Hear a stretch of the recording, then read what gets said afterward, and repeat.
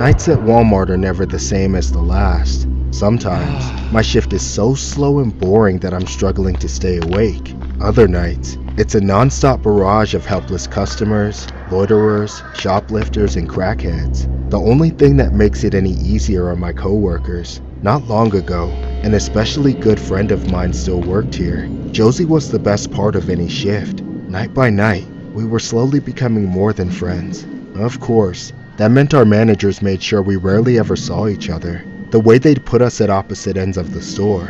I guess they didn't want two of their best employees to accidentally find happiness together. But that's beside the point. One night, Josie and I were working the same shift, but as usual, not together. I had to help man the self-checkout area, and Josie was holding down the clothing department by herself. It was late, enough for a bit of excitement to start building up in my stomach. Not only would I be home in a couple of hours, but the fitting rooms were closing any minute, which meant Josie might be free to come help near checkout as the last of the customers left the store.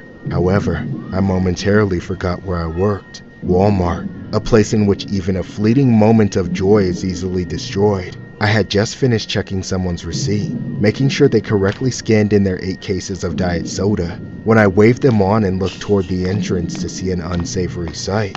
A large, sweaty, shirtless man was clobbering his way into the store. He didn't actually run into anybody, but he looked like he was either on something or off his rocker completely. Still, I had to step away from my station and tell him something important.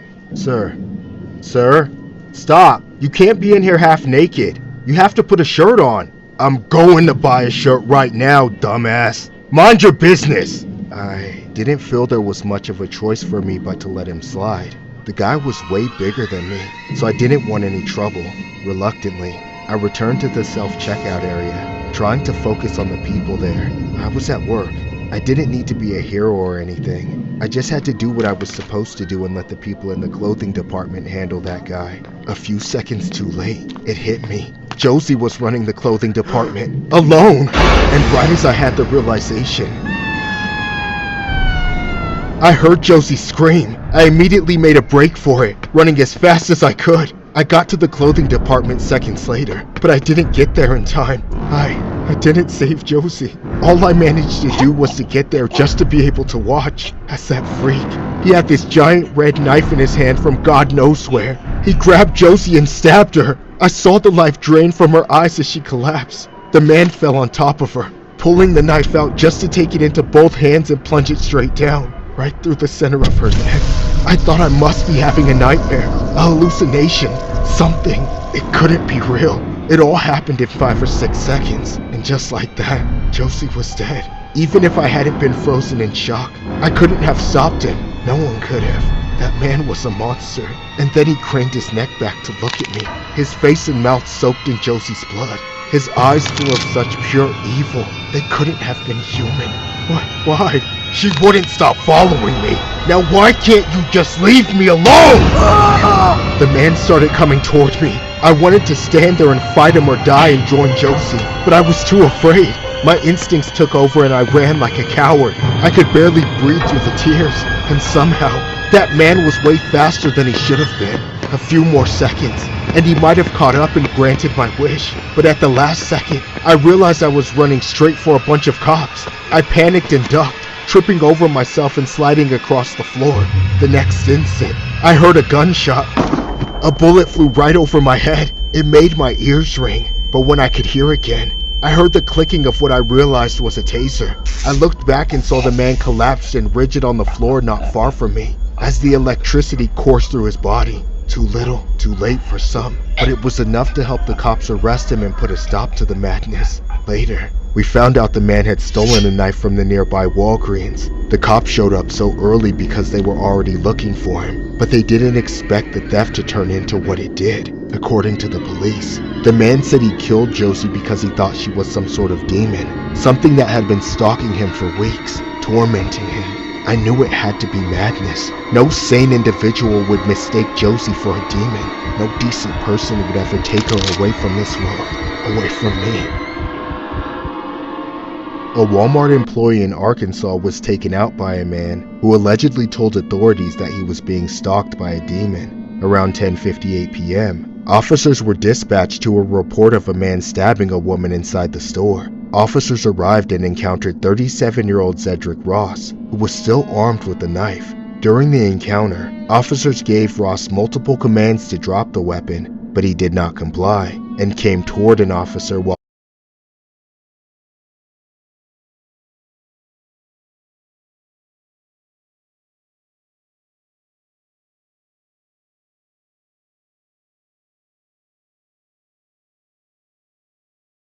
still armed. In response, one officer fired one shot, but missed. Another officer then used a taser, and Ross was eventually taken into custody. The victim, Jordan Drinkwater, 32, died at the scene from her injuries. During the investigation, Ross allegedly told law enforcement that he had stolen a large knife from Walgreens before the attack and a machete from Walmart for protection because he said a demon was stalking him. He described the demon as a light-skinned black woman with brown eyes and a weave whom he had only seen at a distance. While at Walmart, he said he allegedly grabbed the demon and began stabbing it in the neck and shoulder in an attempt to kill it. However, after the stabbing, he looked down and realized that the victim on the ground was not the demon he thought he had saw. Authorities said Ross was not employed by Walmart and was not known to Drinkwater and had no interaction with her before the attack. Ross is being held without bond and charged accordingly.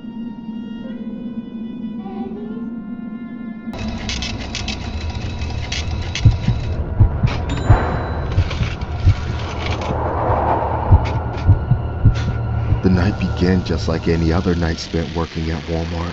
I was already looking forward to leaving.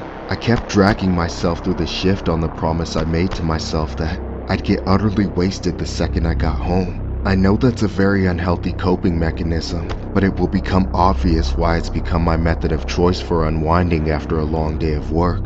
At around 10 p.m., a particular woman walked through the front entrance. She didn't grab a cart or a basket, nor did she seem capable of doing so. She had that telltale twitch of a tweaker. I couldn't tell what kind of drug she was on, just that she was on it. To try and ease the tension, I gave her the best customer service late night Walmart has to offer. Welcome in, ma'am. Can I help you find anything? Oh, find your nutsack and suck on it! Okay. Failing to reach the woman on a personal level, I began treating her like a shoplifting suspect. She was clearly too deranged to be left to wander around on her own, especially since we were short-staffed. I had a feeling the police would need to get involved if we had to remove her from the store. She was in her own world. To be honest, I was curious what she would even go for. It gets boring at night, and sometimes I like to play a little guessing game. What are the freaks going to steal this time? Food? Tampons? Deodorant? I've even seen them go for adult diapers a couple times. Turns out, I was wrong in every regard. She wasn't trying to steal anything. She crept all the way over to the bakery, where she stared at the bread shelf for several minutes. She looked over her shoulder, but she must have been too nearsighted to see me, as I wasn't even trying to hide. Then, she started digging through her hair. I rolled my eyes, thinking she probably had lice or something, but she pulled something out, something much larger than a bug, yet still too small for me to identify. She didn't stash it on her person like merchandise though. With sudden dexterity, she opened a bread bag and inserted whatever it was between two slices of a loaf. I wasn't sure what I was seeing. The corporate drone in my brain couldn't compute. She wasn't stealing. She was adding to the shelves. I had to see it happen again to make sure I wasn't going crazy and seeing life playing out in reverse. A few seconds later, she reached into her pants. I was certain there was nothing in her hand before it went in, but when it came out, she had something small and grayish brown. I still couldn't tell what it was, though I clearly saw her stick it into another loaf of bread, so I knew it was time to ask her what she was up to. I didn't want to confront her like a security guard. I just wanted to begin the process of getting her out. I didn't realize how quickly things would escalate. Excuse me, miss. I couldn't help but notice you just put something in that bread. Would you mind telling me what it was? No, you didn't see anything. Please don't tell anyone. I have to do this. I'm sorry, but you actually can't do that, and I will have to ask you to leave. And if I don't? Then I'll be forced to call the police. Okay.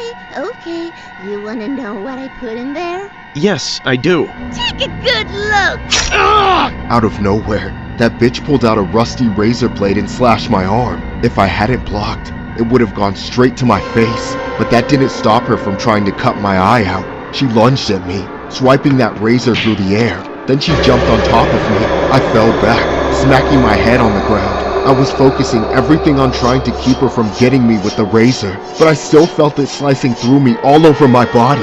I was screaming for help and trying to keep my mouth shut at the same time, so she didn't shove it down my throat. After what felt like forever, I finally felt her weight get pulled off. She howled and shrieked as my coworkers worked together with all their collective power to restrain her. Even some customers came to help. It took everyone to rein her in. The cops came very soon after and locked her in handcuffs. Upon investigation, it was discovered that psycho woman had been stuffing razor blades into pastries and loaves of bread all night. Not just at my store, but at several other Walmarts in the area too. That's what those things she had stashed in every crevice of her body were. Rusty razor blades. I don't know what in her insane mind possessed her to do such a thing, but I don't think I'm capable of understanding. As for the fallout, the regional manager threw out everything in the bakeries made that day and sent out a message to the public warning all customers to do the same with whatever they had purchased. Luckily, nobody bit into any rusty razor blades because of that woman. As for myself, well, she didn't hit any major arteries. I got stitched up and poked with a dozen booster shots for tetanus and hepatitis A through Z, and whatever else she might have been carrying. I'm getting my blood work done again soon to see if I've been infected. Police in Mississippi have arrested 33-year-old Camille Benson after razor blades were found hidden inside loaves of bread and other baked goods at 2 Walmart stores in Biloxi. Authorities charged her with attempted mayhem and set her bond at $100,000 after customers reported finding the sharp objects in bread purchased from both a Walmart supermarket and a Walmart neighborhood market. Surveillance footage and police statements led to her arrest on December 16, and Walmart said it removed and inspected all potentially infected products at the impacted locations. No injuries have been reported, but police urged anyone who bought affected items to check with them carefully and report any concerns.